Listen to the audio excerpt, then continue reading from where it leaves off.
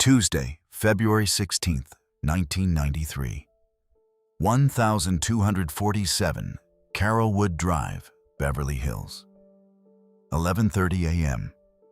Gregory Peck stood at his mahogany desk, holding a small, cream-colored envelope that had arrived with the morning mail. At 76, Hollywood's elder statesman had received thousands of letters from fans, colleagues, and dignitaries throughout his legendary career.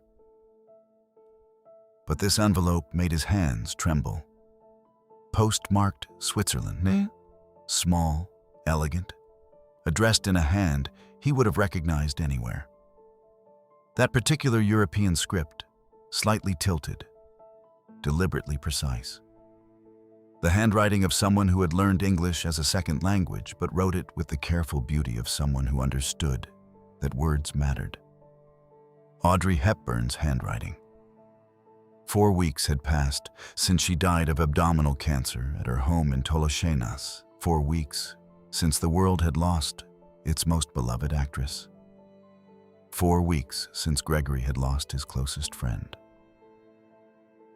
Wait, because what was inside that February envelope would stay with Gregory Peck for the remaining 10 years of his life.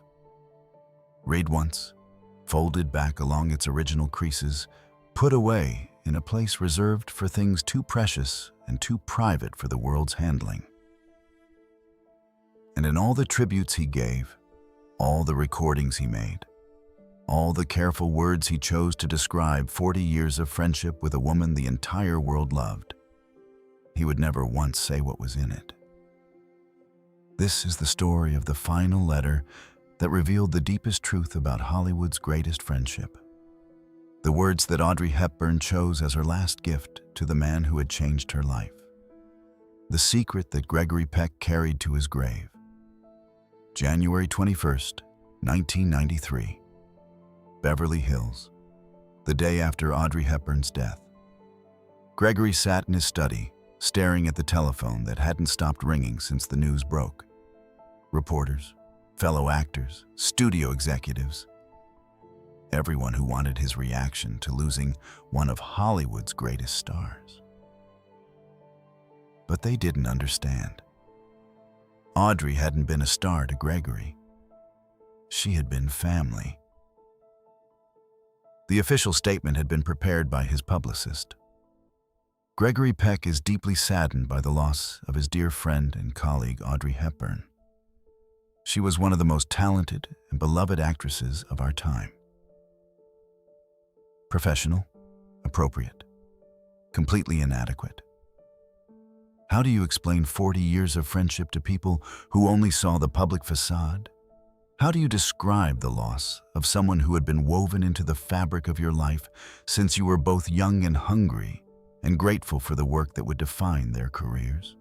The last time they had spoken was December 1991, after Audrey's appearance at the Kennedy Center Honors. She had called to thank him for the flowers he'd sent, and they had talked for 20 minutes about everything and nothing. Her voice had sounded tired, but she insisted she was fine. "Just the usual European winter fatigue," she had said with the self-deprecating humor that made everyone love her. "Nothing that spring won't cure." There would be no spring for Audrey Hepburn. Gregory pulled out his fountain pen and began writing on his personal stationery. Not for the press, not for posterity, for Audrey's family, who needed to know that their loss was shared by someone who had treasured her for 4 decades. Have you ever tried to find words adequate for a friendship that transcended every category people use to define relationships? Struggled to explain a connection that was deeper than romance, stronger than business partnership, more enduring than family? The letter to her family took 2 pages. When Gregory finished, he realized he had described not just Audrey's professional achievements, but the private woman who had spent the last decade of her life working with UNICEF, carrying the memory of her own wartime hunger into the orphanages and feeding centers of the developing world. woman who had become exactly who she was, always meant to be. January 25th, 1993, Studio City recording facility. Gregory sat before a microphone, preparing to record a tribute that would be broadcast around the world. The poem Audrey had loved most. The one she had carried with her since childhood, folded in her purse through decades of travel and triumph. On the Pulse of Mourning, the Maya Angelou piece that had spoken to Audrey's belief in renewal, hope, and the possibility that tomorrow could always be better than today. But as Gregory began to read, his voice, trained by 60 years of professional discipline, began to break. A rock, a river, a tree, hosts to species long since departed. The words carried weight he hadn't expected. This wasn't just a poem Audrey had loved. These were the ideas that had shaped the woman she became. The belief in resilience, the faith in human possibility, the conviction that beauty could emerge from the darkest circumstances. 76 years of careful self-possession couldn't prevent what happened next. Gregory's voice cracked completely on the line about "the horizon leans forward." The engineers stopped recording, allowing him time to compose himself. "I'm sorry," Gregory said to the control room. "She would have read this better than I can." "Mr. Peck," the sound engineer replied, "she would have wanted you to read it exactly as you are." They kept recording. Gregory's voice remained unsteady, carrying the weight of loss that no amount of professional training could disguise. Have you ever tried to honor someone by sharing what they loved most, only to discover that your grief made the tribute more honest than any polished performance could be? The recording would become one of the most powerful celebrity tributes ever broadcast. Not because of Gregory's legendary voice, but because of how that voice revealed the depth of genuine loss. When people heard Gregory Peck, Hollywood's moral conscience, the man who never lost control, struggling through Audrey's favorite poem, they understood that something irreplaceable had been lost. January 24th, 1993. Tolochenaz, Switzerland, the Church of St. Matthew. Gregory was not among the mourners who gathered for Audrey's funeral. Not because he didn't care, but because he cared too much. The small stone church could accommodate only immediate family and closest friends. Mel Ferrer was there, representing their years together. Andrea Dotti, her second husband. Sean and Luca, her sons who had inherited her grace and kindness. Hubert de Givenchy, who addressed her for 40 years and understood better than anyone how her external elegance reflected internal beauty. UNICEF officials who had watched her walk into orphanages carrying nothing but determination and emerge carrying the weight of what she had seen. Gregory had sent flowers. White lilies, simple and elegant, the kind Audrey preferred. The accompanying note was private, meant only for her family. But he had not stood graveside because some grief is too personal for public display. Some losses require solitude to process fully. "I said what I needed to say on camera," Gregory told his wife Veronique when she asked whether he regretted the decision. "Audrey knew how I felt about her. The funeral was for her family. My tribute was for the world." The distinction mattered to Gregory. He understood the difference between public mourning and private grief, between honoring someone's memory and protecting the intimacy of a friendship that had sustained both of them for 40 years. Have you ever chosen to grieve privately rather than participate in public ceremonies? Understood that some relationships are too precious to share with strangers, even in memory? The funeral in Switzerland was beautiful, according to those who attended. Simple, dignified, exactly what Audrey would have wanted. But the real memorial to their friendship would remain private. Locked away in Gregory's study, waiting to arrive in a cream-colored envelope 3 weeks later. February 16th, 1993. 11:30 a.m. Gregory's study. The envelope lay on his desk among bills, fan letters, and industry correspondence. Small, innocent-looking. The kind of personal mail that had become rare in an age of faxes and phone calls. But Gregory recognized the handwriting immediately. The careful European script that had graced birthday cards, Christmas notes, and thank you letters for 4 decades. The postmark was the detail that made his hands shake. January 18th, 1993. 2 days before Audrey died. She had written this letter during those final weeks in Tolochenaz, when she already knew what the doctors had told her, when she was putting certain things in order with the methodical precision that had characterized everything she did. Audrey had chosen to spend some of her last conscious moments writing to him. Gregory set the envelope down and walked to the window overlooking his garden. The February afternoon was warm, typical for Los Angeles winter. Somewhere in Switzerland, it was evening, snow probably covering the hills around the village where Audrey had chosen to spend her final years. What do you write to someone when you know it will be the last time? What words do you choose when you want to leave them with something that will matter for the rest of their life? Gregory returned to his desk and carefully opened the envelope.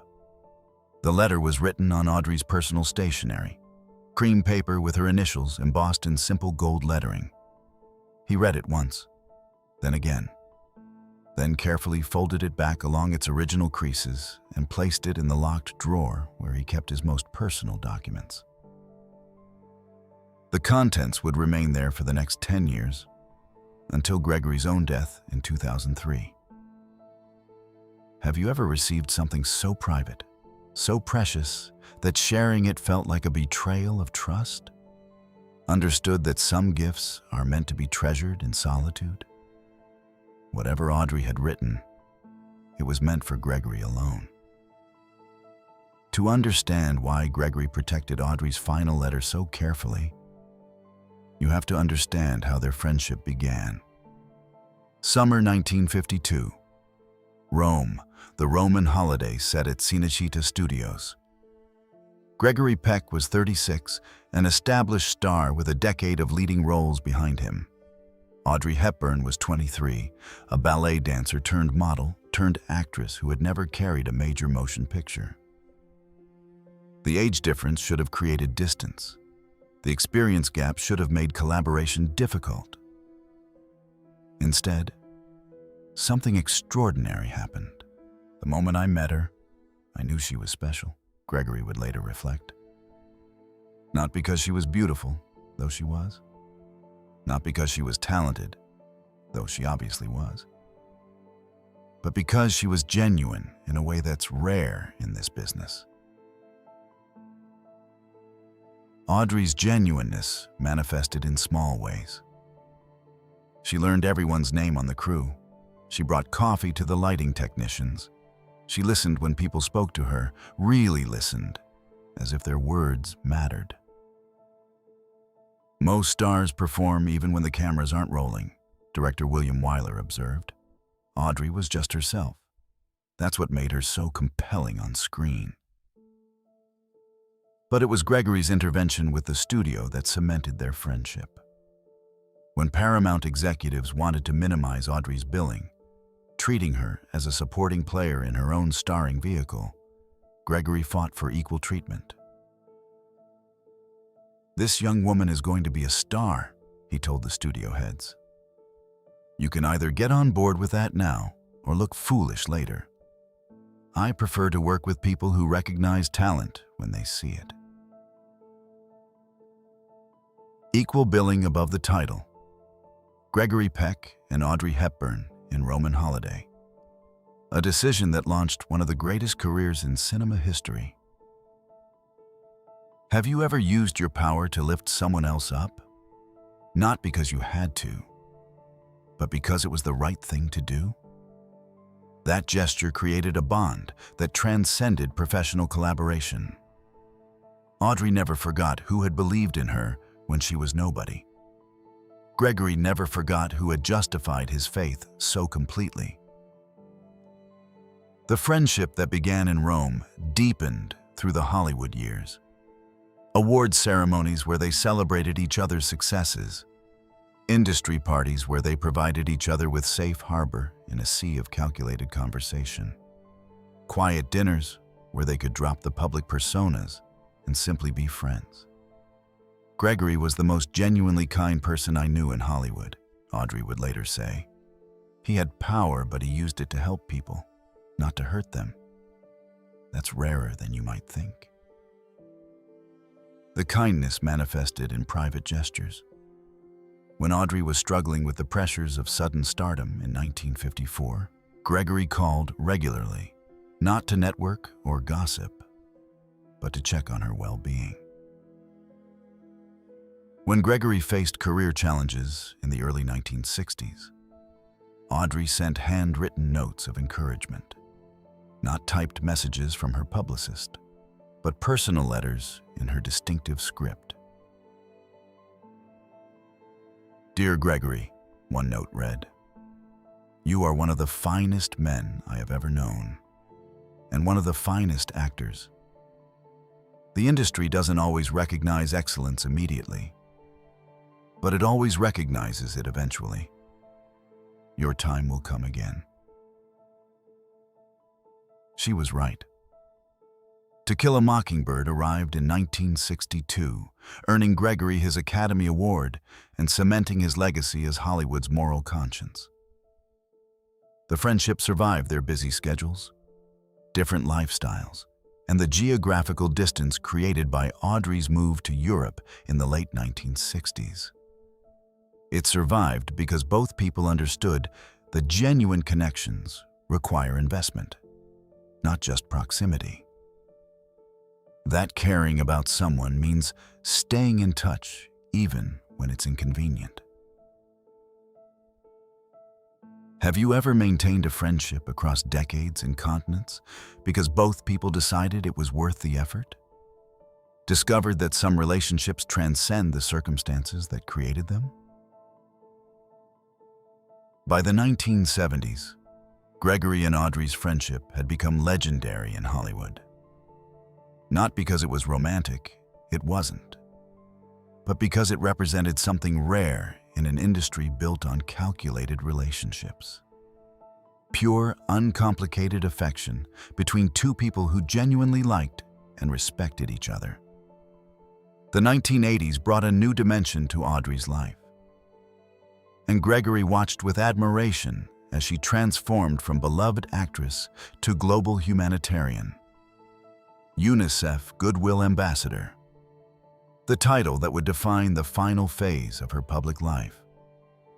Audrey had largely retired from acting by 1980, choosing to focus on family and personal fulfillment. But when UNICEF asked her to use her fame to help the world's most vulnerable children, she couldn't refuse. "I have to go," she told Gregory during one of their regular phone conversations. "These children are living what I lived during the war. If I can help them, I have to help them." The war she referenced was World War II, when young Audrey had experienced hunger, fear, and displacement in occupied Netherlands. Those memories never left her. They drove her to carry food to children in Ethiopia, medicine to orphans in Somalia, hope to refugees in Sudan. Gregory understood her motivation completely. She was paying back a debt, he reflected, not because she owed anyone anything, but because she understood how fortunate she had been and wanted to share that fortune. The UNICEF work revealed aspects of Audrey's character that even Gregory hadn't fully appreciated. Her physical courage in traveling to dangerous regions, her emotional strength in witnessing suffering without becoming overwhelmed, her practical wisdom in understanding that celebrity could be a tool for change rather than just personal gratification. She would come back from these trips changed, Gregory noticed. Not damaged, but deeper. More serious about what mattered and less concerned with what didn't. The conversations between Gregory and Audrey during the UNICEF years focused less on Hollywood gossip and more on substantive questions. What obligations do fortunate people have to those less fortunate? How do you maintain hope in the face of overwhelming need? What legacy do you want to leave behind? Have you ever watched someone you admired become an even better version of themselves? Seen success and recognition transform someone into a deeper, more purposeful human being? The UNICEF work prepared Audrey for the role she would play in Gregory's life during her final years.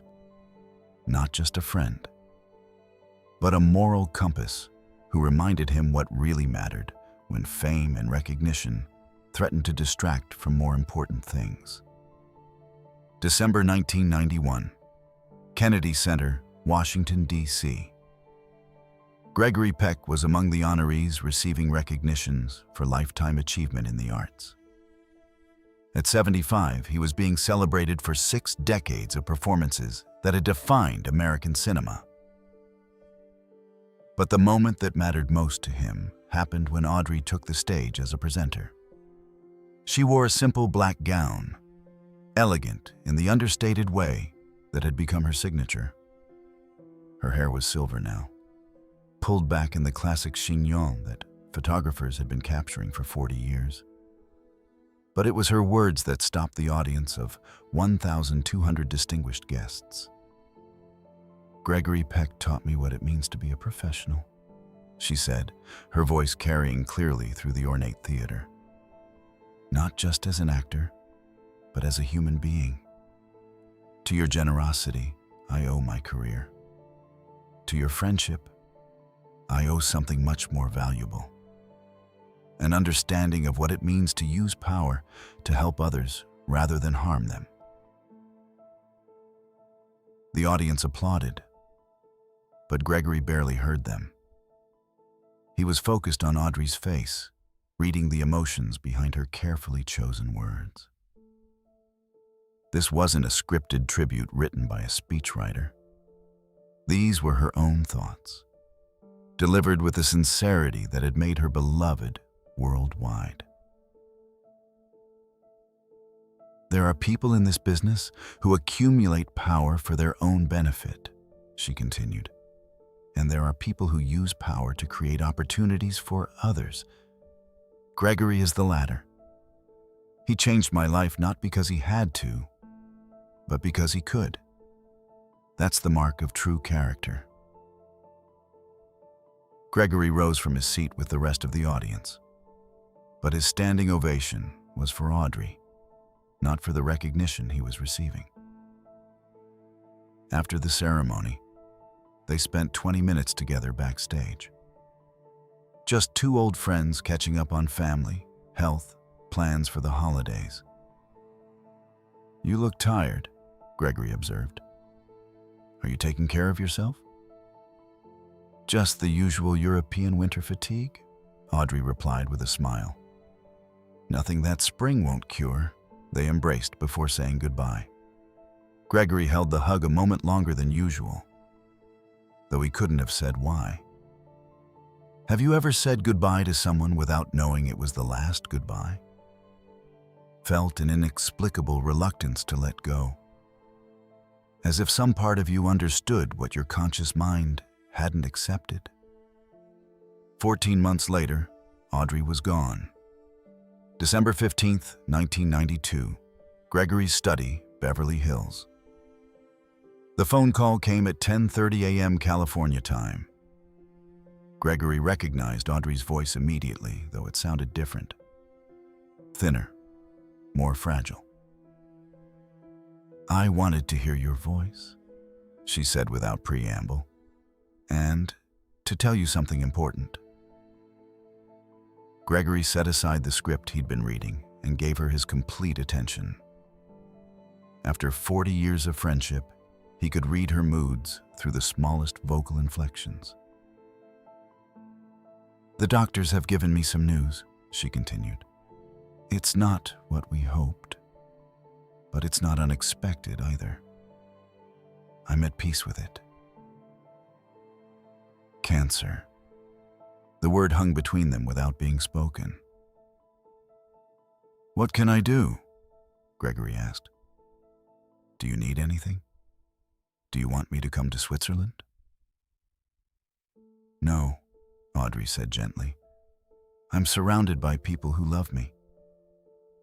I just wanted to thank you for everything, for believing in me when I was nobody, for defending me when I needed defending, for being exactly the kind of friend everyone hopes for, but few people find." They talked for another 15 minutes about ordinary things. The weather in Switzerland, Gregory's latest project, the books she was reading during her recovery.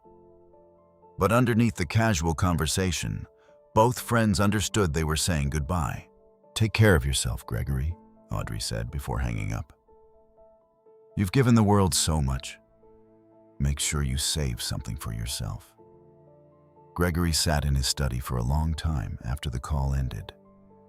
Outside, Los Angeles continued its relentless pace. Inside, he felt the weight of approaching loss.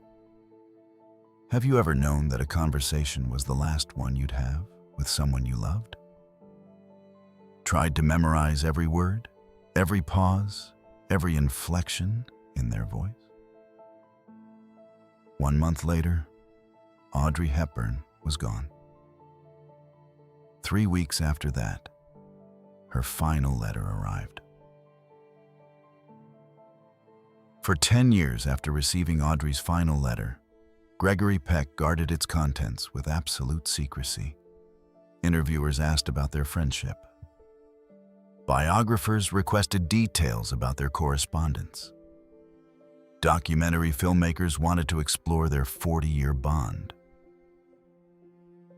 Gregory spoke eloquently about Audrey's professionalism, her humanitarian work, her enduring impact on cinema and culture. But he never revealed what she had written in her final letter. "Some things are private," he would say when pressed. "Audrey trusted me with her final thoughts. That trust isn't something I take lightly." The decision frustrated journalists and historians who wanted the complete story of Hollywood's greatest friendship. But it revealed something essential about Gregory's character. His understanding that true friendship sometimes requires protecting what was shared in confidence. Close friends noticed that Gregory kept the letter close. Not displayed prominently, but accessible in his study's locked drawer. Occasionally, he would take it out and read it again, especially on difficult days when he missed Audrey's counsel. He would get a certain look on his face after reading it, his wife Veronique observed. Peaceful, like she had reminded him of something important that he'd forgotten. What could Audrey have written that provided such enduring comfort? What words could sustain Gregory through a decade of his own aging and eventual decline?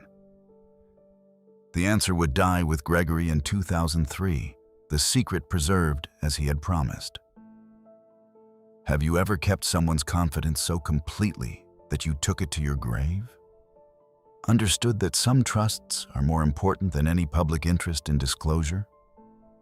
Gregory's protection of Audrey's final letter became part of their friendship's legend.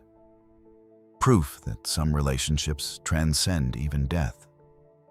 Bound by loyalty that no amount of external pressure can break.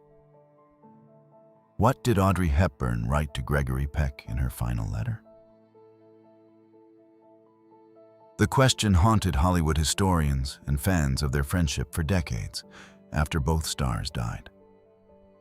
Without access to the letter itself, they could only speculate based on what they knew about both people.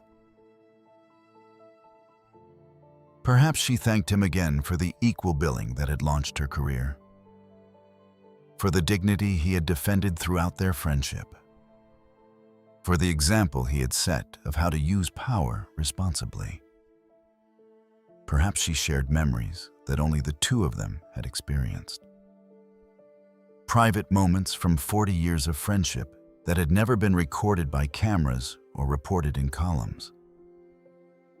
Perhaps she offered advice about aging gracefully in an industry that often discards its older stars, about finding meaning beyond fame and recognition, about preparing for the final transition with dignity and peace.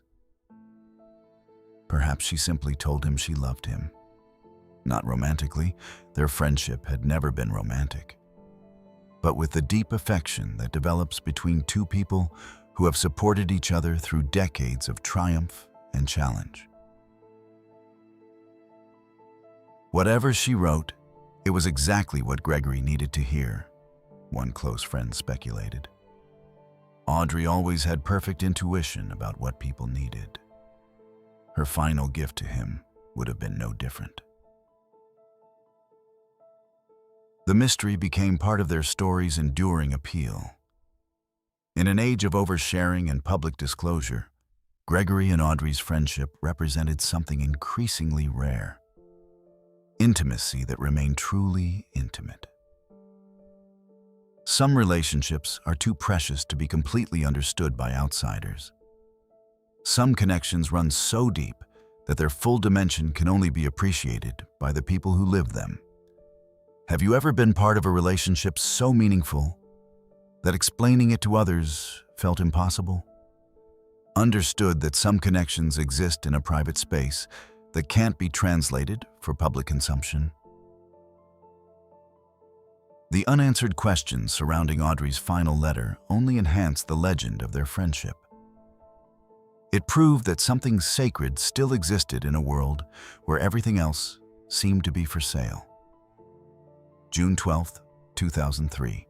Gregory Peck died peacefully at his Beverly Hills home, age 87. Among his papers, his family found Audrey's final letter exactly where he had left it, folded along its original creases, preserved in the locked drawer of his study. The family honored Gregory's wishes. The letter was buried with him, its contents forever protected from public scrutiny. The decision closed the final chapter of Hollywood's greatest friendship. For 51 years, from their first meeting in 1952 until Gregory's death in 2003, their bond had represented something increasingly rare in the entertainment industry. Genuine affection between two people who genuinely liked each other. Professional collaboration that deepened into personal connection. Public figures who maintained private selves worth protecting. They showed us what friendship looks like when it has time to become something beyond category, one historian observed. Not a love story in the traditional sense, but something deeper. A connection that grew in the private space between two people who moved through a very public world. Their friendship influenced how subsequent generations understood professional relationships in Hollywood. It proved that competition and collaboration could coexist. That supporting someone else's success didn't diminish your own. That kindness was a choice successful people could make regardless of industry pressures. Most importantly, it demonstrated that some things remain more valuable when they're not shared with the world. That privacy isn't secrecy. It's protection of what matters most. Have you ever witnessed a relationship so genuine that it changed your understanding of what friendship could be? Seen two people create something together that transcended their individual achievements? Gregory Peck and Audrey Hepburn's friendship lasted exactly as long as their careers. From the first day of filming Roman Holiday in 1952 to Gregory's final day on Earth in 2003. The letter that started this story, cream-colored, carefully addressed, postmarked from Switzerland, contained Audrey's final gift to the friend who had changed her life. Whatever she wrote, it was enough to sustain Gregory through his final decade. Enough to justify protecting her trust, even when the entire world wanted to know what she had said. That protection was Gregory's final gift to her. Proof that their friendship had always been about more than what they could do for each other professionally. It was about what they meant to each other as human beings. Some letters are meant to be read once, folded carefully, and kept close to the heart. Some friendships are too true to be fully explained to anyone who wasn't there. Some secrets are worth keeping forever. February 16th, 1993. The morning that changed the temperature of an ordinary day. The envelope that carried 40 years of friendship into 10 years of loving memory. The final letter that proved some things are more real for never having been revealed.